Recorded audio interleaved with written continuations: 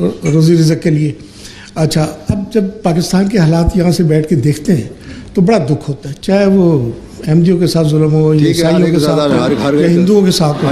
آج کل ہر ایک ہندوؤں کے ساتھ کا سوال نہیں, آج کل تو ہر شخص کے ساتھ ہو رہا ہے. ایک مسلمان بھی جو سرکاری اعلان کے مطابق, تعریف کے مطابق جو مسلمان کہتا ہے, وہ جس کو جو مولوی کے پیچھے نماز بھی پڑھتا ہے عام طور پہ, اس مولوی کے پیچھے جس نے گلی میں اور سڑک پہ اوپر فتنہ پھیلایا ہوا ہے, وہ بھی جب گھر سے باہر نکلتا ہے تو اس کو یہ نہیں پتہ کہ میں گھر واپس آؤں گا محفوظ کہ نہیں. تو ہر کوئی مسلمان یا ہندو یا عیسائی کا سوال نہیں ہے, مسلمانوں ہو یا کوئی بھی ہو, ہر ایک کی زندگی خطرے میں پاکستان میں ہے. پاکستان میں مساوات ہے, ہاں, لیکن بعضوں سے مساوات نہیں ہے نا. احمدیوں کو ایک پاکستانی کسی سے مارتے ہیں, ایک احمدی کسی سے مارتے ہیں, اس لیے مساوات نہیں ہے.